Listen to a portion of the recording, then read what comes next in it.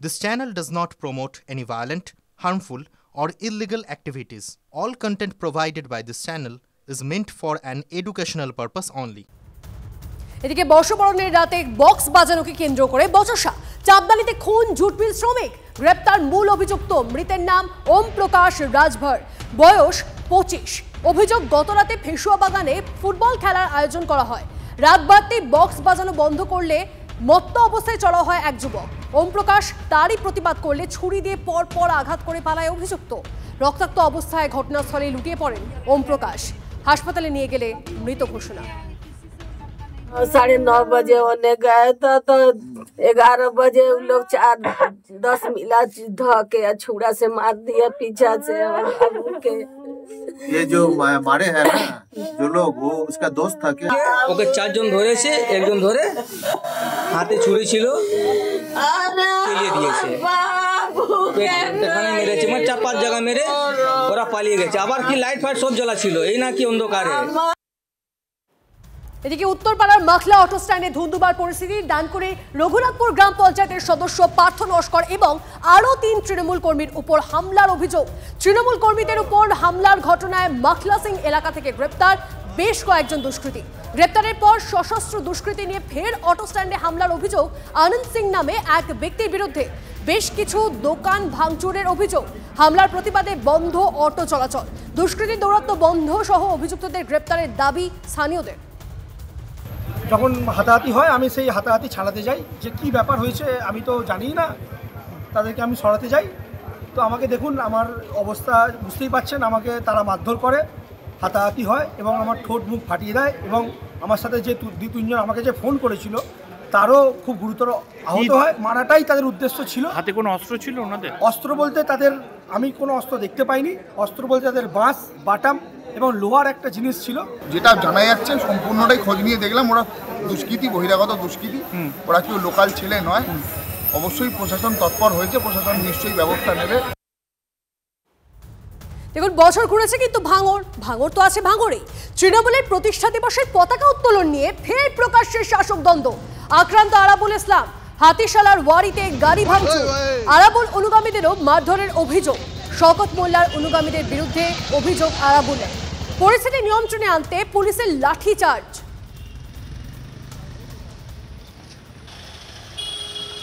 এখন বলার কিছু নেই, এখন প্রতিষ্ঠা দিবস হোক, কে যা পারে করুন, কে যা পারে করুন, কে যা পারে করুন। শওকত মোল্লা ভার্সেস আরাবুল, এটা তো এটা একটা কালচার হয়ে দাঁড়িয়েছে। এখানে তৃণমূল কংগ্রেসের মধ্যে কোনো গোষ্ঠী নেই, আর আরাবুল কোনো পার্টির কোনো পদে কোনো জায়গাতে নেই। ফলে এখানে আবার গোষ্ঠীটা আসছে কী করে? এখানে 2024-এ তৃণমূল কংগ্রেসের কর্মীরা ঐক্যবদ্ধ লড়াই করেছে, তারাই গোটা ভাঙড় জুড়ে কাজ করছে।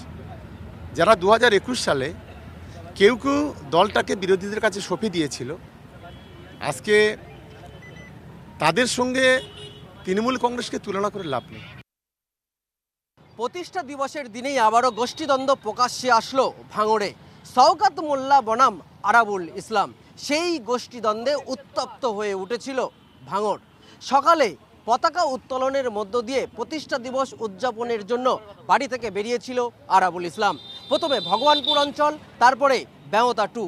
সেই বেওতা 2 এর ওয়ারি গ্রামে যখন পতাকা উত্তোলনের জন্য আরাবুল ইসলাম যায়, ঠিক তখনই তার গাড়ি লক্ষ্য করে ইট পাটকেল ছড়া হয়। আর সেই ইটের আঘাতেই কার্যত ভেঙে গেছে একাধিক গাড়ি।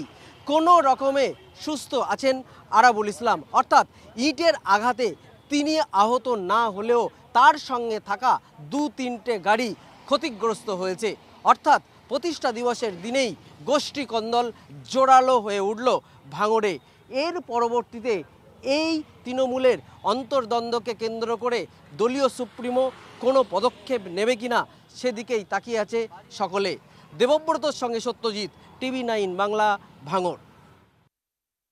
তৃণমূল কংগ্রেস এক এবং ঐক্যবদ্ধ।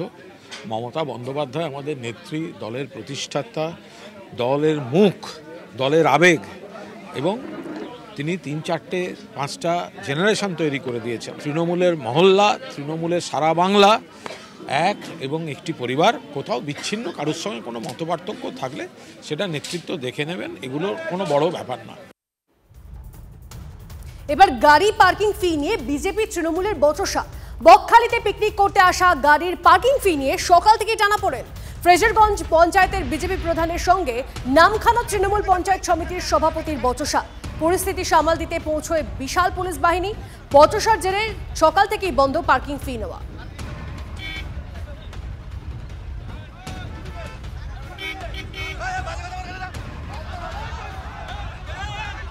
পরে খবরে আসি। প্রাক্তন সহপাঠীকে কমন ফ্রেন্ডের বাড়িতে ডেকে মদ খাইয়ে ধর্ষণের অভিযোগ।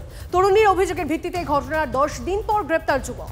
দক্ষিণ কলকাতার গড়ফা থানা এলাকার ঘটনা। কলকাতার বুকে আবারও ধর্ষণের অভিযোগ করেনি ইঞ্জিনিয়ারিং এর ছাত্রী। নির্যাতিতা অভিযুক্ত দুজনেই শহরের নামী স্কুলে পড়াশোনা করতেন। স্কুল লাইফ শেষ হওয়ার পর তাদের আর কোনো যোগাযোগ ছিল না। কিছুদিন আগে সোশ্যাল মিডিয়ার মাধ্যমে যোগাযোগ হয়। অভিযোগ করেনি গড়ফা ও অভিযুক্ত ছাত্র বাগুইয়াটির বাসিন্দা। অভিযোগ 21শে ডিসেম্বর বন্ধুর ফাঁকা ফ্ল্যাটে মদ খাইয়ে বেহুশ করে ওই তরুণীকে ধর্ষণ করা হয়। বলছে এইরকম বদমাইশ ছেলে, তুই খেয়েছিস কেন? বললো আমি আমাকে জোর করে কি বলে, এটা কিছু হবে না, দেখ একটুখানি খেয়ে একটুখানি মুখে দিতেই আমার আর জ্ঞান ছিল না। তো বদমাইশি করে ছেলেটা, তা ও তো সেটা জানে না, ও এমনি সাধারণভাবে সরল মনে গেছে, বুঝতে পারিনি। ঘটনায় মানসিকভাবে ভেঙে পড়েন ওই তরুণী। শেষমেশ গড়ফা থানায় অভিযোগ দায়ের করেন তরুণী। পুলিশ অভিযোগের ভিত্তিতে ওই যুবককে গ্রেফতার করেছে। তরুণীর মেডিকেল পরীক্ষা হয়। ইতিমধ্যেই গোটা ঘটনা তদন্ত শুরু করেছে পুলিশ, অভিযুক্তকে গ্রেপ্তার করেছে। আর ওই ফ্ল্যাটে এই অভিযুক্ত যুবক ছাড়া আরও কেউ ছিল কিনা বা এর পিছনে অন্য কোনো উদ্দেশ্য রয়েছে কিনা সেই বিষয়গুলো কিন্তু ইতিমধ্যেই যাচাই করার কাজ চালিয়ে যাচ্ছেন তদন্তকারী আধিকারিকরা। সুপ্রিয় গুহর রিপোর্ট, TV9 বাংলা। শীতপ্রেমীদের জন্য দুঃসংবাদ, কারণ হালকা শীত ফিরলেও সুখবর নেই। জাঁকিয়ে শীতের আশা কম জানুয়ারিতেও। আরও আপডেট নেব আমাদের প্রতিনিধি কমলেশ আমাদের সঙ্গে রয়েছেন। কমলেশ, দেখো, নতুন বছরের প্রথম দিনে শীত ফিরেছে, হালকা শীত।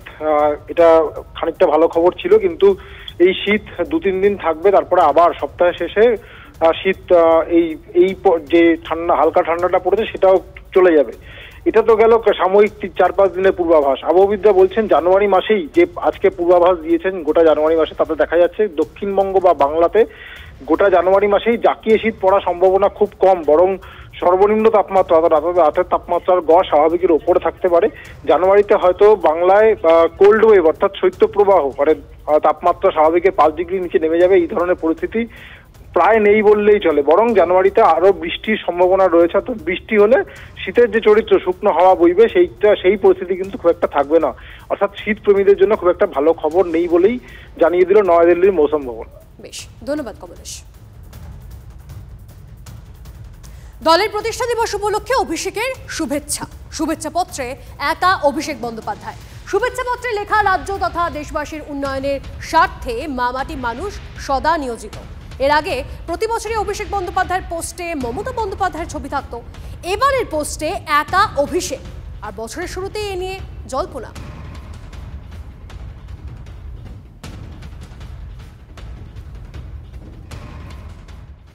হয়তো ওনার বিভিন্ন কর্মসূচি যেগুলো ছিল সেগুলো একটা সংকলন প্রকাশ করেছেন।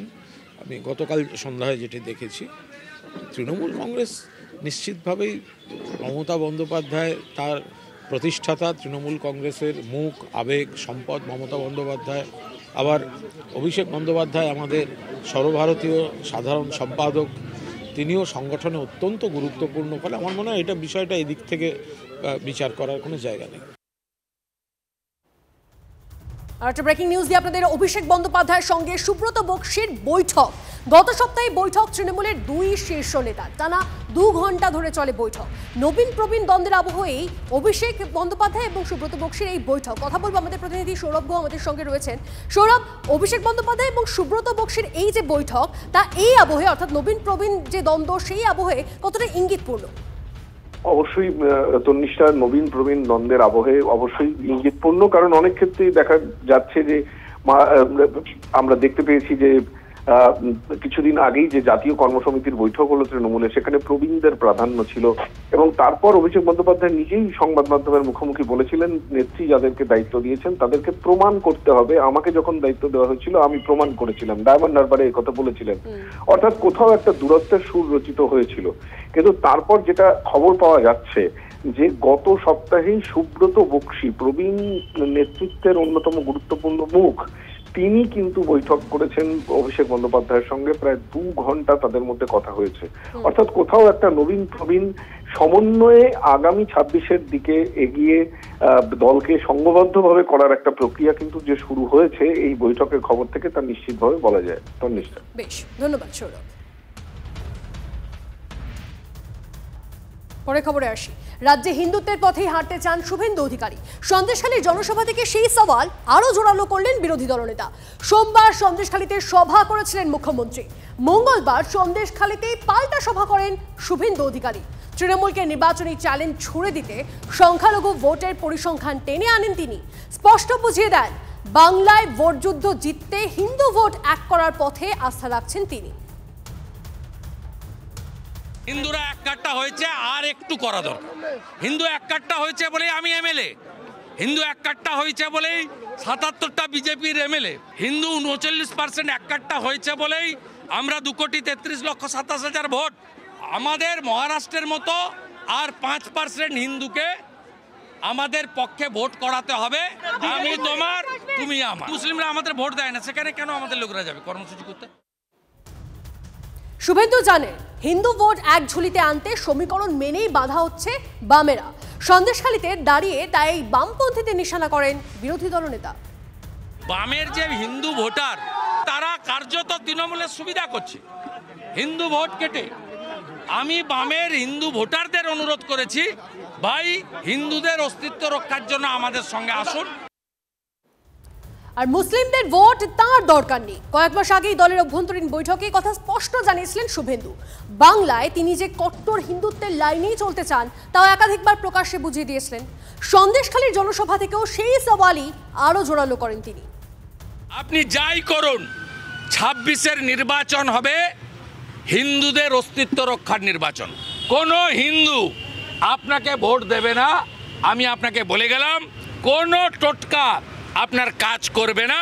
উনি বুঝতে পারছেন শুধু 30% দিয়ে বৈতরণী পারানো যাবে না, 70% এক হয়ে যাচ্ছে।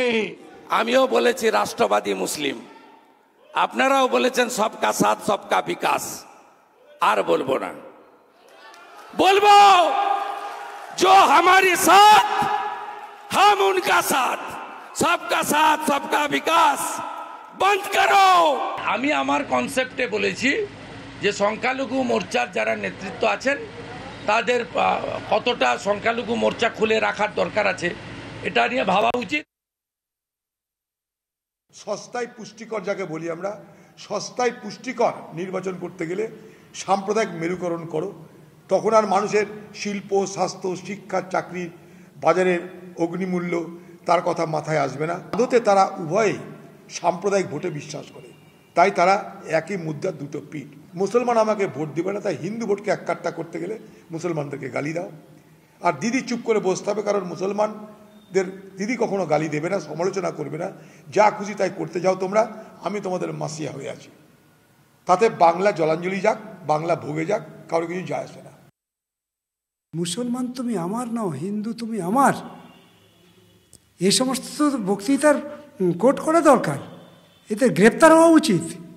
এই ভাষায় যারা কথা বলছে, যখন বাংলাদেশে এরকম একটা পরিস্থিতি তৈরি হচ্ছে, সেই জায়গায় দাঁড়িয়ে তুমি পশ্চিমবঙ্গের একেবারে প্রান্ত এলাকা সন্দেশখালী, ওপার বাংলা এপার বাংলা, মাত্র 5-7 কিলোমিটার দূরত্বে তুমি দাঁড়িয়ে বক্তৃতা করছো, হিন্দু তুমি আমার, মুসলমান তুমি আমার নাও, এরকম একটা অসাংবিধানিক কথা বলছে, এটা মানে খুব অন্যায়।